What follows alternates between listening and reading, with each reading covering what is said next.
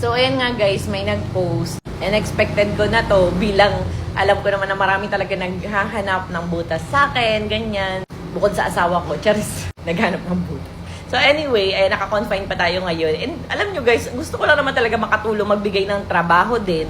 Which is, ang dami ko ng mga permanent na trabahador na talaga naman sumasahod ng minimum. So ito guys is, gusto ko lang din makabigay ng extra trabaho sa mga masisipag talaga na talaga namang hindi mabagal, mabilis talagang kumilos, talagang willing, talagang ganun. So, hindi ako nag-require ng NBI clearance, barangay clearance, hindi ako nag-resume man lang. Talagang sabi ko, mag-PM lang kayo dito sa taong to and tanggap kayo, magbabalot ng parcel. So, kung maka 2K parcels kayo, which is yung friend ko, yung mga tagabalot niya, nakaka 2,000 to 3,000 parcels per day ang nababalot. Isang tao lang yun ha. So, imagine mo yung 2,000 to 3,000 pesos na pwede iuwi ng bawat tao kung mabilis kumilos. So, ayan na nga, nagdatingan na nga ang mga problema. Ayan, mga pinagsasabi na, which is hindi ko maintindihan kung bakit ganyan.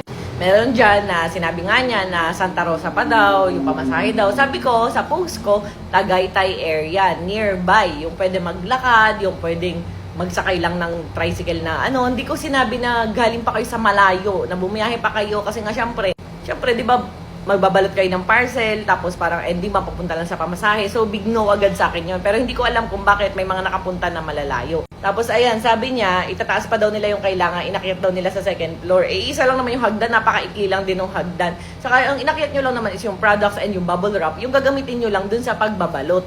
Na syempre, pag nagbalot kayo ng parcel, required talaga na i-bubble wrap nyo po yung item, ititape nyo po yun. Tapos, saka nyo shoot sa pouch. Hindi naman po sinabi na yung products natin, kunyari, ito, isunot nyo na lang agad na gano'n dun sa pouch. Siyempre, mag-leak yun. So, may preparation talaga. And napakadali lang naman po mag-bubble wrap. Ikutin mo na sa bubble wrap, then tape, then shoot mo na sa pouch. So, sabi niya, hindi daw kasama sa oras nila yung paggugupit ng bubble wrap, which is kasama po yung sa trabaho. Kasi nga magbabalot nga po kayo ng parcel. And yung tape natin ng bubble wrap, marami. Kaso nga naubos dahil sa sobrang dami at ang bilis. Siyempre, yung iba kasi is hindi din sanay siguro mag-bubble wrap. Siguro OA dun sa balot, naubos agad yung bubble wrap natin. Pero may parating nga tayong delivery that time. Kaso nga lang, hindi na ikarga yung tape, which is pinakita ko sa isang video kanina. And ayan, yung daw na walang daw na pag-asa, nagsuwian. So, hindi ko, yun, kung mag-uuwian, wala akong magagawa kasi nga, Pacquiao system lang tayo or contractual basis. So, hindi ko kayo permanent na tauhan. So, kung uuwi kayo, tinamad na kayo, ang nabalot nyo lang is 100 pieces, umuwi na kayo, wala akong magagawa kahit 10 minutes lang kayo doon or 1 hour lang kayo doon. So, depende yan sa inyo. So, dito lang sa part na sa ibaba, hindi ko matanggap. Na una, hindi daw kasama yung pagkain, which is wala rin akong pinost na kasama yung pagkain. Pero sinabihan ko yung staff ko na ipagluto ng food. Kaso nga dahil gabi na, wala na raw mabibilhan. Kaya yung mga pupunta ngayon, may food na yun. May water, may food. Alam niyo naman ako pagdating sa pagkain, hindi ako madamot. Tapos sabi niya, eto nga yung hindi ko kinaya. Pauwiin daw sila ng 2 a.m. Babae kami lahat. Naisip nyo ba yun? Malayo lalakarin namin, naisip nyo ba yun? Kahit nakikiusap kami na baka yun na 5 a.m. na daw sila makaalis para daw may masakyan kami. Pero wala pinauwi pa din kami. Ang sabi ng staff ko, tinanong ko yan. So, ito yung sagot. So, papakita ko na yung chat. Sabi ko, hala. Sabi niya, hala, grabe sila. Sabi ko pa nga sa'yo, libre natin ng food. Sabi, misinterpret to. Sinabi ko to. Yung mga ngayon, paluto ka ng food para busog sila. Sabi, ang ayos nila kagabi, grabe. Sabi ko, hayaan mo na yan. Yung mga pumunta na lang dyan ngayon, ayusin na. Kasi kilala lang yun naman ako, pag may feedback talaga, ginagawa ko yun na parang as positive na mas mag-improve, wala nang ganyan, diba? Tapos sabi ko, na 5 a.m. daw na mauuwi, na nagpapaalam na 5 a.m. umuwi, pero pinauwi. Sabi niya, hala, walang ganito. Tapos sabi ko, tapos may water dispenser daw tayo ng tubig. Tapos pero sinabi daw sa customer lang ng hotel, sa gripo daw sila. Tinanong ko, sabi niya, hala, grabe sila. Sabi ko pa nga sa'yo, libre natin sila ng food. So ako tong blue, yung staff ko tong white. Sabi, pinatigil ko sila gumawa dahil naawa ako, pinagpapahinga ko. Tapos sabi, hala, grabe sila. So hindi daw totoo yun.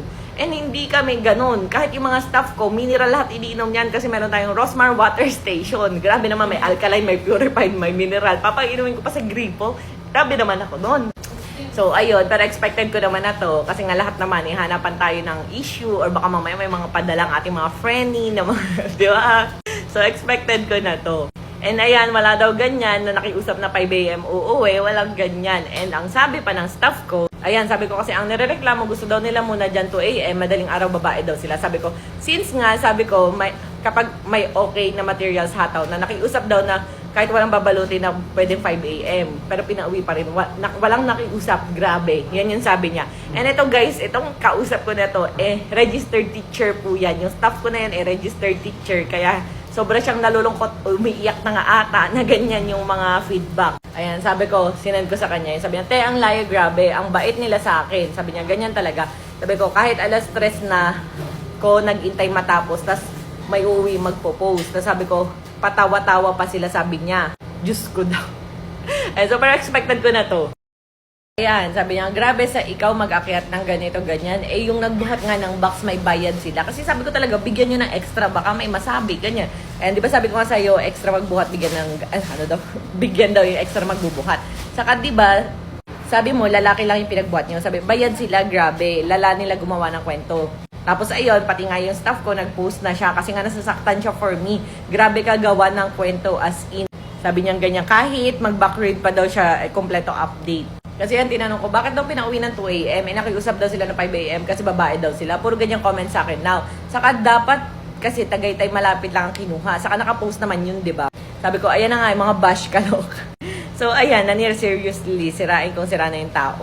Wow. Trolls ka ba? Magbasa ka muna ng comment, pumunta dyan sa packing area. She keeps flexing her money, yet she can't buy a cutter tape. Meron tayong mga tape cutter doon. Hindi ko rin alam kung bakit wala. Hindi ko alam. Kasi syempre, alam nyo naman minsan matigas din yung ulo ng mga staff natin. Siguro hindi binigyan, tinamad kumuha. Pero marami akong ganun doon. Kasi nga, ang dami ko nagpapak. 25 po yung nagpapak sa akin everyday. May mga extra din talaga ako nagpapak. So, ayan, hindi ko alam yan. Tatanungin ko. May rules si Dole and tell you what they ask for. Water. Tapos, papainamin sila ng tap water. When there's a water dispenser there. Seriously.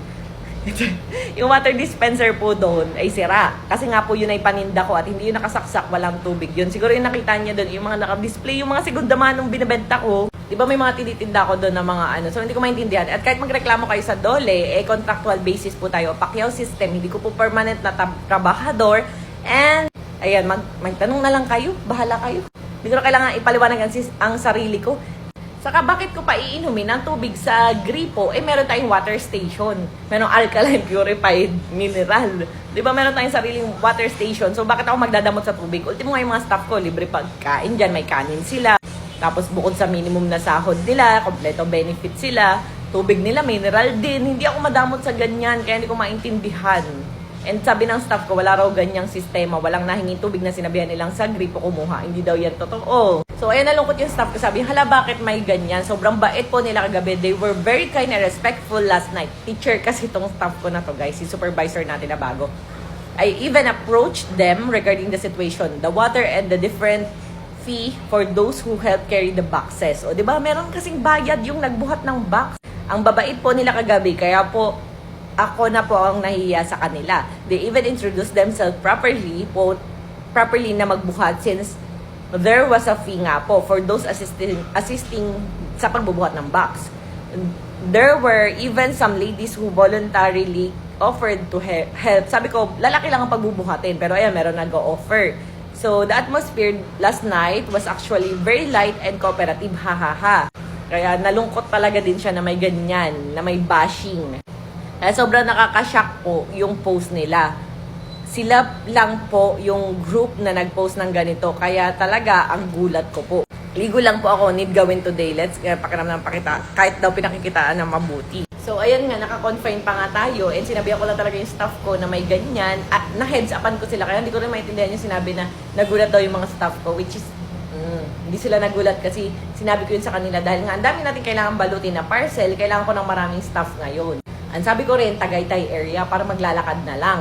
And alam niyo yung mga taga-balot ng staff ko, yung friend ko si Chinita, 2,000 to 3,000 parcel lang, kaya balutin per day. Ganon kabibilis kumilos. So imagine mo yung makakauwi ka ng 2,000 to 3,000 pesos per day. So walang pilitan naman to, sa mga may gusto lang po. So makabalot ka ng 300 pesos, uwi ka na, may 300 pesos ka, ganyan.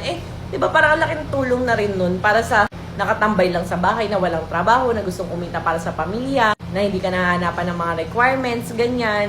So, nakakalungkot lang na babalik ta rin pa rin ending kahit gusto mo lang naman makatulong, gagawa ng kwento. Ayun, so, eto guys, isa mga gusto lang. Sa mga taong nahihirapan kumuha ng trabaho or income, so mag-PM na lang kayo dun guys. Thank you!